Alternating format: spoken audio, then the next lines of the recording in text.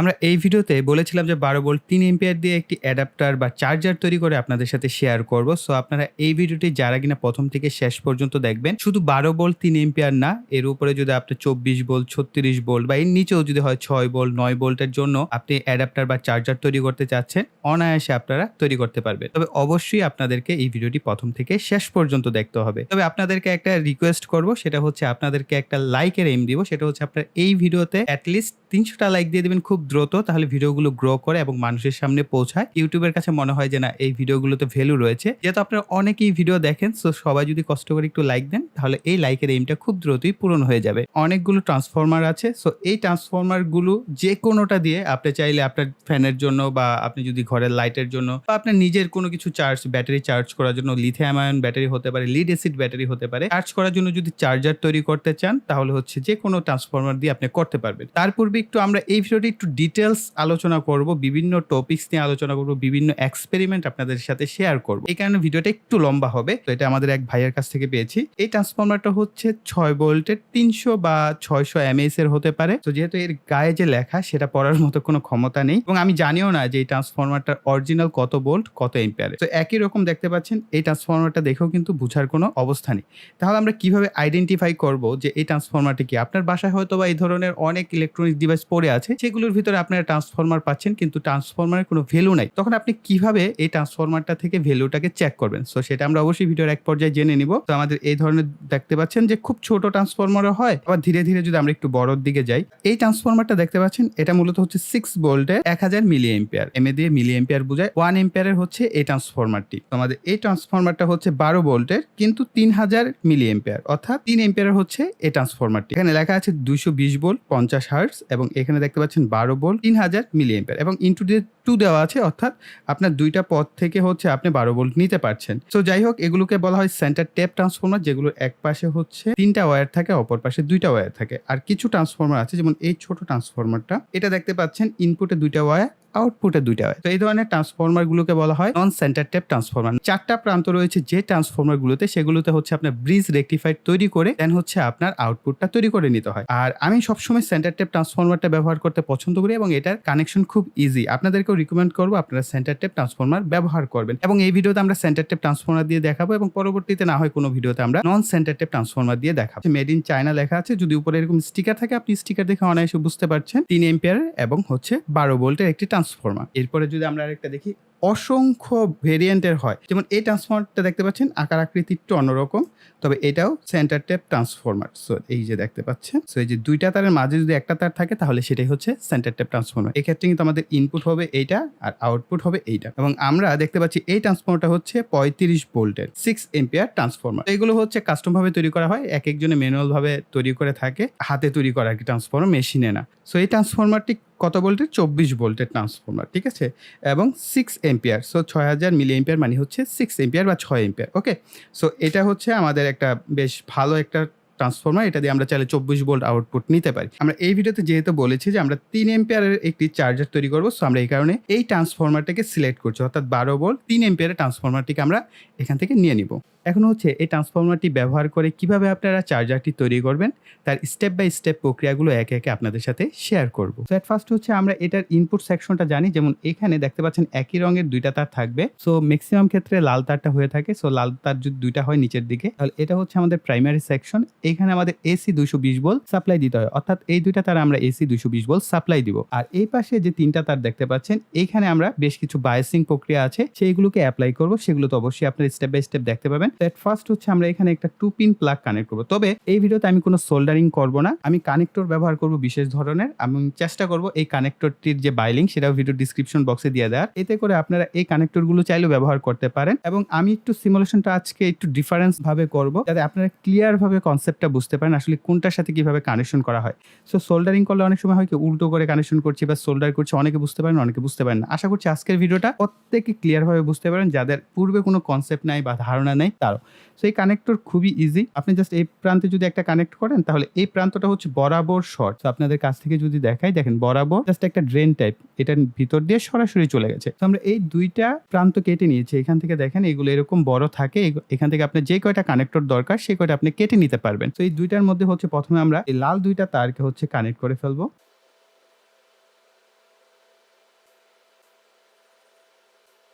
এটা হচ্ছে একটা 2 পিন প্লাগ। সো দেখতেই পাচ্ছেন আমি একটা 2 পিন প্লাগকে হচ্ছে কানেক্ট করেছি ২ টা তারের সাথে। এটা কানেকশন খুবই সিম্পল। জাস্ট হচ্ছে ২ টা তার ২ টা প্রান্তের সাথে আপনারা জাস্ট কানেক্ট করে দিবেন। সো তাহলেই হয়ে গেল। এইটা থেকে ২ টা তার বের হয়েছে। এই ২ টা তারকে আমরা এখানে কোনো পজিটিভ নেগেটিভ নাই এসি লাইনে। আপনি যদি এভাবেও লাগান কোনো অসুবিধা নেই। এভাবে করে উল্টা করেও লাগান কোনো অসুবিধা নেই। সো একভাবে লাগালেই হলো। এসি লাইনে কোনো পজিটিভ বা নেগেটিভ না থাকার একটা প্লাস পয়েন্ট হচ্ছে আপনার ফেজ নিউট্রাল আপনি যেভাবেই কানেকশন করেন না কেন আপনার এই ট্রান্সফরমারটি কাজ করবে।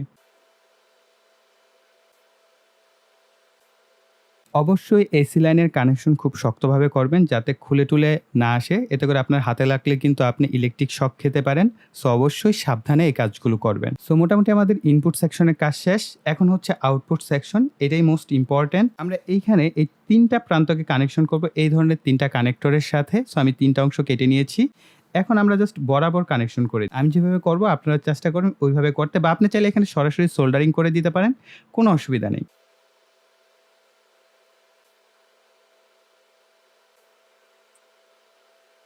ডায়োড সিলেকশন করতে হবে। এটা খুবই ইম্পোর্টেন্ট যে আসলে আপনি আপনার ট্রান্সফরমার আউটপুটে কোন ধরনের ডায়োডটা ব্যবহার করবেন। মূলত কত এম্পিয়ারের, এম্পিয়ার ধরে হচ্ছে ডায়োড মূলত মার্কেটে আপনি গেলে পাবেন। যদি আপনি মার্কেটে গিয়ে বলেন যে ভাই আমাকে ৩ এম্পিয়ারের ডায়োড দেন তাহলে এই ধরনের ডায়োডগুলো দেওয়া হবে। যদি আপনার 6 এম্পিয়ার ডায়োড দরকার হয় তাহলে আপনি 6 এম্পিয়ার পাবেন। বিভিন্ন ধরনের এম্পিয়ার রেটিং অনুযায়ী কিন্তু ডায়োডগুলো পাওয়া যায়। তো আপনার সেই এম্পিয়ার রেটিং অনুযায়ী কিনে নেবেন। সো এক্সাম্পল হিসেবে আমরা যদি ২৪ ভোল্টের কোনো ট্রান্সফরমার নিয়েছি এবং সেটা 6 এম্পিয়ার, তাহলে আমরা আমাদের ট্রান্সফরমারের যে এম্পিয়ারটা থাকবে সেটা অনুযায়ী আমরা চেষ্টা করব আমাদের ডায়োডটাকে সিলেক্ট করার। ঠিক আছে? যেমন আমাদের এইখানে যে ট্রান্সফরমারটা আমরা নিয়েছি এটা কিন্তু ৩ এম্পিয়ার। সো এই কারণে আমরা ৩ এম্পিয়ারের ডায়োডটি ব্যবহার করছি। মার্কেটে এটার যে মডেল নাম্বার 1N5408, এই মডেলটা যদি আপনি গিয়ে বলেন তাহলে আপনাকে এই ৩ এম্পিয়ারের ডায়োডটাই কিন্তু দেয়া হবে। এছাড়াও ১ এম্পিয়ারের ডায়োড আছে, তারপরে ৪ এম্পিয়ারের ডায়োড আছে, 6 এম্পিয়ার আছে, 10 এম্পিয়ার আছে। এরকম বিভিন্ন এম্পিয়ার রেটিং এ কিন্তু আপনারা ডায়োডগুলো পেয়ে যাবেন। এরকম হচ্ছে ২ টা ডায়োড দরকার হবে। তো আমি বললাম এখন যদি আপনি চান এই ৩ এম্পিয়ারের ট্রান্সফরমারের আউটপুটে আপনি ১ এম্পিয়ারের ডায়োড ব্যবহার করবেন তাহলে কিন্তু আপনি আউটপুটে ১ এম্পিয়ারই পাবেন। যেহেতু আমরা এখানে ৩ এম্পিয়ারের আউটপুট চাচ্ছি, আমরা এখানে ৩ এম্পিয়ারের ডায়োড ব্যবহার করব ২ টি। এবং ডায়োডের দেখতে পাবেন মনোযোগ সহকারে যদি ডায়োডের মধ্যে খেয়াল করেন একটা কাটা অংশ বা দাগ দেওয়া অংশ আছে সাদা। এই সাদা অংশটাকে হচ্ছে আমরা সামনের দিকে ধরবো, বা আমরা এই ক্ষেত্রে আমাদের এই ট্রান্সফরমারের ক্ষেত্রে পজিটিভ ধরছি। আমি অ্যানোড, ক্যাথোড এই ধরনের কথা বলে ঝামেলা তৈরি করতে চাচ্ছি না। ধরে নিবেন আপনার এই দাগ দেওয়া অংশ দুইটা হচ্ছে পজিটিভ টার্মিনাল আমাদের এই ক্ষেত্রে। তো এই ২ টা প্রান্তকে আমরা একত্রে রাখতে পারি। এভাবে করে আপনি চাইলে একই রঙের যে ২ টা তার বের হয়েছে এই ২ টার সাথে বরাবর সোল্ডার করে দিতে পারেন এইভাবে। তো আমরা সোল্ডার করব না, যেহেতু আমরা এইখান থেকে কি করব ২ টা প্রান্তে ২ টা ডায়োডকে এইভাবে ব্যবহার করব। অর্থাৎ সাদা দাগ দেওয়া অংশটা আমাদের বাহিরের দিকে থাকবে আর তারের দিকে থাকবে হচ্ছে কালো প্রান্তগুলো। সো এখানে একটা ছোট্ট তার দেখতে পাচ্ছেন কালো। এই তারটাকে হচ্ছে আমরা এইখান থেকে যে সাদা তারটা বের হয়েছে অর্থাৎ আমরা এটাকে নেগেটিভ বা গ্রাউন্ড প্রান্ত হিসেবে ধরছি। সো আমরা এইখান থেকে হচ্ছে একটা কালো তারকে কানেক্ট করে ফেলবো। আমরা এই ধরনের আরেকটা কানেক্টর নিব, অর্থাৎ 2 পিন নিব আরো ২ টা। নেওয়ার পর আমরা কানেকশনটা করব একটু ক্রস করে। তো আমরা এই ২ টা ডায়োডকে এক প্রান্ত ধরবো এবং এই ২ টাকে এভাবে করে আমরা একটা প্রান্ত দিয়ে হচ্ছে ইনপুট করব আর এই কালো প্রান্তটাকে হচ্ছে অপর একটা প্রান্ত দিয়ে নিব। অর্থাৎ আমরা ৩ টা প্রান্তকে ২ টা প্রান্তে কনভার্ট করে ফেললাম। তো আমরা ২ টা প্রান্তকে একত্রে করে একটা প্রান্তের সাথে কানেক্ট করেছি আর আমাদের যে গ্রাউন্ড প্রান্তটা আছে সেটাকে আমরা অপর আরেকটা প্রান্তে কানেকশন করে দিয়েছি। তো মোটামুটি আমাদের রেকটিফিকেশনের কাজ হয়ে গেছে। অর্থাৎ যেহেতু আমাদের ট্রান্সফরমার ইনপুটে এসি আসে এবং আউটপুটেও এসি আসে, তো এই এসিটাকে আমরা এই রেকটিফিকেশনের মাধ্যমে ডিসিতে কনভার্ট করে ফেললাম। এখন আমাদের প্রয়োজন হবে এই ধরনের একটি ক্যাপাসিটর। সো এই ক্যাপাসিটরটা মূলত হচ্ছে একটা ফিল্টারিং ক্যাপাসিটর। আমাদের এই চার্জিং সেকশনে আমরা মূলত এই ক্যাপাসিটরটা এই কারণেই ব্যবহার করি যাতে আমাদের আউটপুটটা স্মুথ হয় বা ফিল্টার হয়ে পিওর ডিসিতে কনভার্ট হয়। সো এই ক্ষেত্রে আপনারা কিভাবে বুঝবেন যে আসলে আমার যে এই ক্যাপাসিটরটা এটার ভোল্টেজ কত হবে? তো আপনি 2200 মাইক্রোফ্যারাডই ব্যবহার করতে পারেন। 2200 মাইক্রোফ্যারাডের মধ্যে অনেক ধরনের ভোল্টেজ রেটিং এর পাওয়া যায়। সো ধরেন আপনি এখন যদি 24 ভোল্টের কোনো ট্রান্সফরমার ব্যবহার করছেন তার সাথে হচ্ছে 1.5 গুণ করে দিবেন। গুণ করার পর যে মানটা আসবে সেই মানের উপরের কোনো মানের ক্যাপাসিটর আপনাকে ব্যবহার করতে হবে। অ্যাজ এ এক্সাম্পল আমরা এটাই ধরছি 12 ভোল্টের একটি ট্রান্সফরমার, এর সাথে যদি আমরা 1.5 গুণ করে দেই তাহলে আমরা পাচ্ছি 18 ভোল্ট অর্থাৎ 18 ভোল্ট পাচ্ছি। সো 18 ভোল্টের আমরা কোনো ক্যাপাসিটর ব্যবহার করব না। এই ক্ষেত্রে 18 ভোল্টের উপরে কোন ক্যাপাসিটরটা আছে? অবশ্যই 25 ভোল্টের ক্যাপাসিটর। তো আমরা চাইলে 35 ভোল্টও ব্যবহার করতে পারি, কিন্তু এটা ওভার প্রাইস হয়ে যাবে। ইলেকট্রনিক্স কাজে আমরা খুব বেশি খরচ করব না। যেটা কাছাকাছি রেটিংস এর থাকে সেটা ব্যবহার করলে আউটপুট সবচেয়ে ভালো পাওয়া যায়। সো এই কারণে আমরা 25 ভোল্টের হচ্ছে এই ক্যাপাসিটরটা ব্যবহার করব। আর এই ক্যাপাসিটর আপনারা দেখতে পাচ্ছেন এক পাশে হচ্ছে দাগ দেওয়া আছে, এটা হচ্ছে নেগেটিভ প্রান্ত, আর এই পাশের প্রান্তটা হচ্ছে পজিটিভ প্রান্ত। সো পজিটিভটা হচ্ছে আমাদের ডায়োডের যে দুইটা প্রান্ত আমরা একত্রে করেছি এটার সাথে কানেক্ট করব, আর নেগেটিভটা হচ্ছে আমাদের এই যে সাদা হয়ে কালো প্রান্তটা এসেছে এটার সাথে আমরা কানেক্ট করে দিব। পাশাপাশি আমি এর সাথে আরেকটা কাজ করব, এখানে একটা লাল এবং কালো তারকে কানেক্ট করব, এতে করে আমাদের পজিটিভ এবং নেগেটিভ আউটপুটটা আমরা পেয়ে যাব। সো আমাদের মোটামুটি এখানে আমরা আউটপুট তৈরি করে ফেলেছি, অর্থাৎ আমাদের ট্রান্সফর্মার থেকে আউটপুট বের করে ফেলেছি। এবং খেয়াল রাখবেন আমি কিন্তু হাতে গ্লাভস পরে নিয়েছি, যারা কিনা নতুন প্রফেশনাল না তারা চেষ্টা করবেন হাতে গ্লাভস পরে নিয়ে কাজ করার, এবং পায়ে অবশ্যই রাবার জাতীয় জুতা পরার ব্যবস্থা করবেন, এতে করে ইলেকট্রিক্যাল শক থেকে বাঁচবেন। এইটার উপরে সরাসরি ট্রান্সফর্মারের উপরে হাত দিবেন না, এখানে অনেক সময় হাই ভোল্টেজ চলে আসে, প্লাস এই ক্যাপাসিটরের উপরেও হাত দিবেন না। সেই খালি অংশটা যদি হাত দেন তাহলে কিন্তু আপনি মারাত্মক ইলেকট্রিক্যাল শক খেতে পারেন। সো আমি এখন হচ্ছে এসি 220 ভোল্ট সাপ্লাই দিচ্ছি, আমার এখানে 2 পিন সকেট আছে। এরপর আমাদের একটা মিটার প্রয়োজন হবে, আমি মিটারটাকে সেট করে নিচ্ছি। সো এখানে দেখতে পাচ্ছেন আমি 20 ভোল্ট সেট করেছি, তবে আমার মনে হচ্ছে না ভোল্টেজ 20 ভোল্টের উপরে থাকতে পারে, আমরা 200 ভোল্টে সেট করে নিচ্ছি। ওকে, সো সেট করার পর আমরা এটাকে এক পাশে রাখছি। যে সমস্ত ট্রান্সফরমার মান জানা নেই, আপনারা হচ্ছে এইভাবে ডায়োড এবং ক্যাপাসিটর কানেকশন করার পর মিটারের সাহায্যে ভোল্টেজ দেখে নির্ণয় করতে পারবেন যে আসলে আপনার ট্রান্সফরমারটি কত ভোল্টেজের। এখন আমরা পজিটিভের সাথে হচ্ছে লাল প্রুফটাকে এবং নেগেটিভের সাথে হচ্ছে কালো প্রুফটাকে যদি কানেক্ট করি তাহলে আমরা আউটপুট ভোল্টেজটা দেখতে পাবো। তো দেখতেই পাচ্ছেন আমাদের এখন আউটপুট ভোল্টেজ 20.8 ভোল্ট আছে। এখন প্রশ্ন হচ্ছে আমরা যদি এটা দিয়ে ব্যাটারি চার্জ করি তাহলে আমাদের ব্যাটারি কিন্তু খুব দ্রুত নষ্ট হয়ে যাওয়ার একটা সম্ভাবনা আছে, কেননা 12 ভোল্টের ব্যাটারি হচ্ছে 14.4 ভোল্ট হচ্ছে ম্যাক্সিমাম, বা আপনি যদি 13.8 ভোল্ট বা 6 ভোল্ট রাখেন তাহলে হচ্ছে খুব ভালো।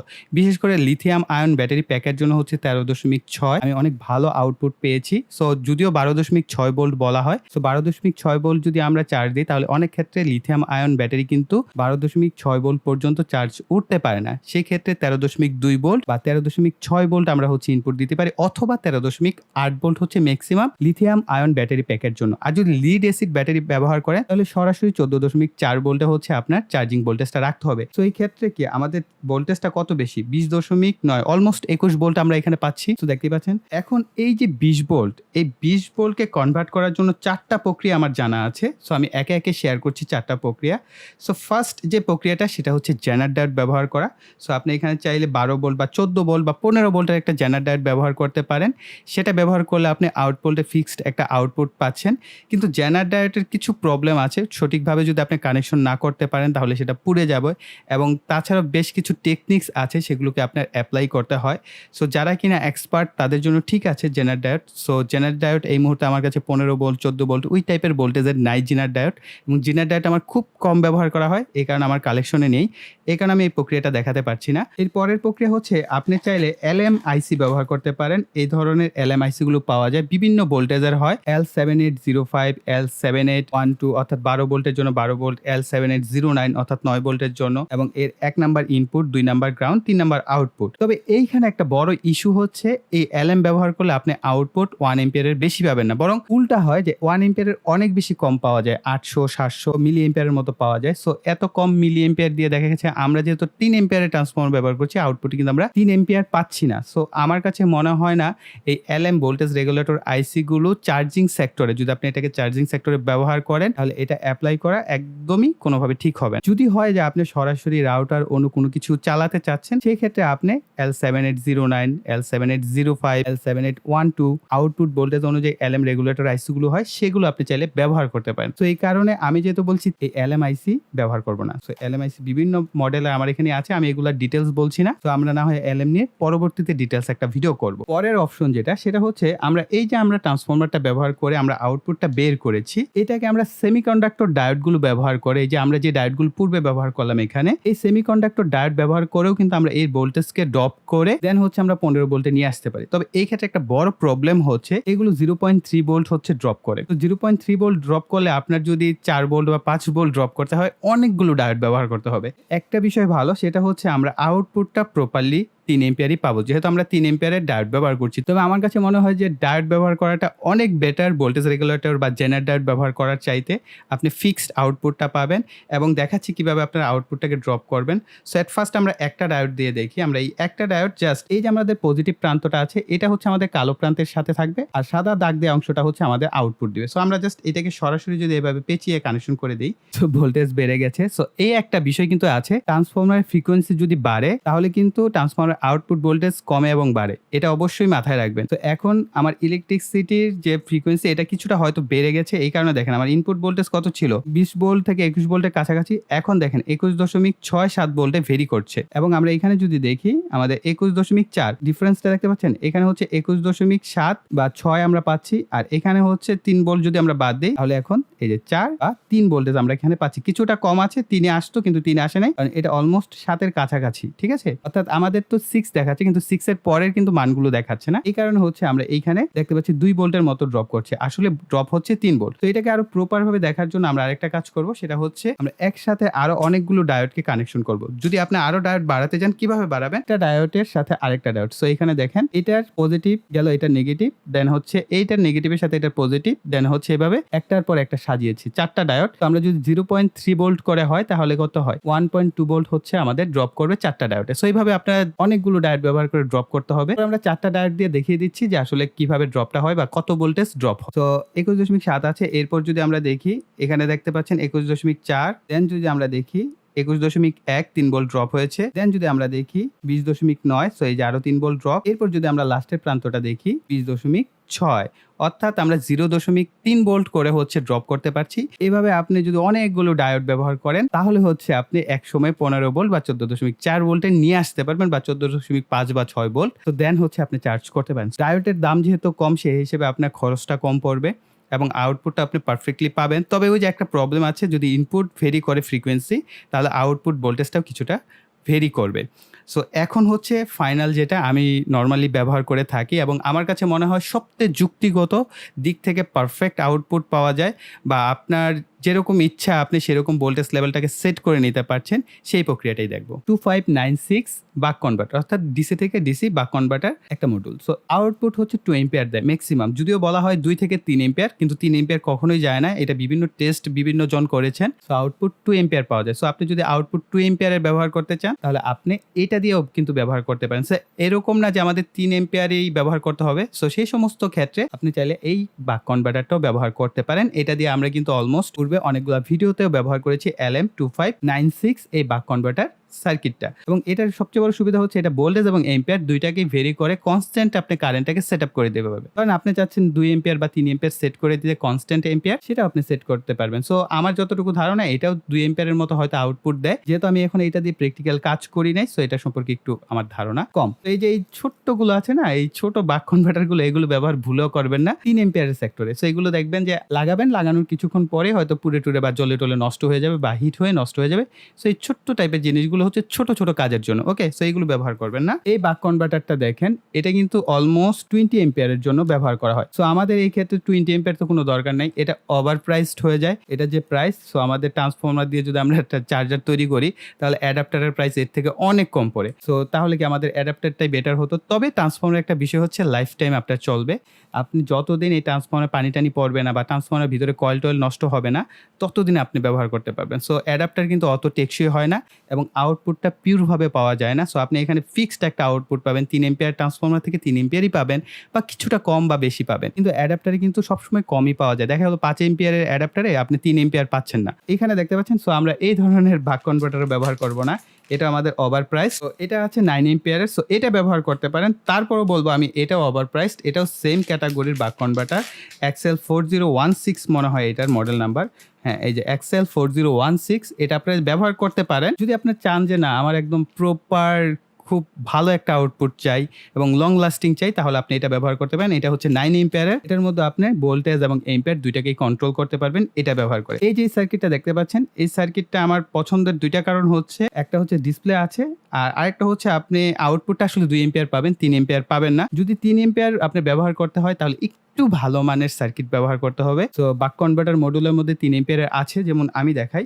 আমি এটা মূলত ব্যবহার করব একটা সময়। আপনারা যদি চান ভিডিও, এটার উপর একটা সেপারেট ভিডিও আসবে। এই সার্কিটটা হচ্ছে দেখেন, এটা হচ্ছে 5 এম্পিয়ারের বাক কনভার্টার এবং এটার মডেল নাম্বার হচ্ছে JK-J5X, এলসিডি ডিসপ্লে আছে। এটা যদি ব্যবহার করেন আপনি 5 এম্পিয়ার না হলেও 3 এম্পিয়ার একদম ফিক্সড আউটপুট পাবেন। এই যে এই সার্কিটটা, সো এটা দিয়ে আমরা সেপারেট আরেকটা ভিডিও করব। তো আপনারা চাইলে এটা ব্যবহার করতে পারেন, কিন্তু এটার প্রাইসটা একটু অনেক বেশি পড়ে যায়। সেই হিসেবে আমি মূলত আমার এই ডিভাইসের জন্য আমি সিলেক্ট করব আমাদের এইটা। যদি আপনার মনে হয় যে ফিক্স 3 এম্পিয়ারে লাগবে, তাহলে আপনাদের যে রেকটিফায়ার ডায়োড ব্যবহার করে যে প্রক্রিয়াটা দেখিয়েছি, আপনারা সেটাকে ফলো করলেই বেটার হবে। সো আমরা এখান থেকে আমরা জাস্ট এটাকে এখন কানেকশন করে আমরা এর যে ভোল্টেজটা সেটাকে সেট করে আমরা এখান থেকে ব্যাটারি বা কোনো কিছু আমরা যদি ব্যবহার করতে চাই পারবো। সো আমি দেখাচ্ছি, খুব ইজি। এখানে দেখতে পাবেন যদি কাছ থেকে দেখেন, এখানে হচ্ছে আউট অপশন আছে, আউট প্লাস এবং আউট মাইনাস। আর এই পাশে দেখতে পাচ্ছেন ইন প্লাস এবং ইন মাইনাস। ইন প্লাস এই পাশে আছে আর এই পাশে হচ্ছে ইন মাইনাস। ইন প্লাস মাইনাসে হচ্ছে, ইন প্লাস হচ্ছে লাল তারটাকে কানেক্ট করবো আর ইন মাইনাসে কালো তারটাকে জাস্ট আমরা কানেকশন করে ফেলি। আমাদের এই সার্কিটের একটা সুবিধা হচ্ছে এখানে একটা পুশ বাটন আছে। আপনি যদি এটাকে প্রেস করেন তাহলে দেখতে পাবেন এই পাশে একটা লাল বাতি জ্বলে আছে, অর্থাৎ এইখানে ইন লেখা আছে, অর্থাৎ ইনের বাতিটা জ্বলছে, অর্থাৎ ইনপুট ভোল্টেজ পাচ্ছি 20.7 ভোল্ট। আর যখন আমরা প্রেস করছি আউটপুট ভোল্টেজটা দেখাচ্ছে 18.8 ভোল্ট। এখন আমরা যদি এই ট্রিমারটাকে ঘুরাই ধীরে ধীরে, তাহলে হচ্ছে আমরা এটার যে আউটপুট ভোল্টেজটা সেটাকে হচ্ছে আমরা কন্ট্রোল বা ভেরি করতে পারবো। সো আমরা এটাকে হচ্ছে 14.4 ভোল্টে সেট আপ করবো। সো আমার একটা লিড অ্যাসিড ব্যাটারি আছে, মূলত আমি এটাকে দিয়েই এখন চার্জে বসাবো। তার জন্য মূলত আমি এই পুরো সেট আপটাকে তৈরি করেছি, প্লাস আপনাদের জন্য একটা ভিডিও, কমপ্লিট একটা ভিডিও তৈরি করতে পারলাম। আশা করি আপনারা এই ভিডিওটা দেখে অ্যাটলিস্ট অনেকগুলো কনসেপ্ট পেয়েছেন। 4টা কনসেপ্ট আমি শেয়ার করেছি আপনাদের সাথে, তবে প্র্যাকটিক্যাল একটা অপশন বা 2টা অপশন দেখাই নাই। ওই 2টা আসলে দেখানোর প্রয়োজনও নাই। যে 2টা আমি প্র্যাকটিক্যালভাবে এক্সপেরিমেন্ট করে দেখালাম, আশা করি এই 2টার একটা আপনারা যদি ব্যবহার করেন তাহলে আপনি প্রপার একটা আউটপুট বা চার্জার তৈরি করতে পারবেন, যেটা হচ্ছে আপনার লম্বা সময় রান করবে। সো গাইস, আমাদের এই ভিডিওটা আমি এই পর্যন্তই রাখছি। আশা করি ভিডিওটি আপনাদের কাছে ভালো লেগেছে। ভালো লাগলে ভিডিওতে একটা লাইক দিবেন, কমেন্ট করবেন এবং ভিডিওটি শেয়ার করবেন। আর যারা এখনও চ্যানেলটিকে সাবস্ক্রাইব করেননি, তারা অবশ্যই চ্যানেলটিকে সাবস্ক্রাইব করে পাশে বেল বাটনটি অ্যাক্টিভ করে দেবেন পরবর্তী ভিডিওর নোটিফিকেশন পাওয়ার জন্য। সো এই বলে এখানে বিদায় নিব। সকল ভালো থাকবেন, সুস্থ থাকবেন, টাটা।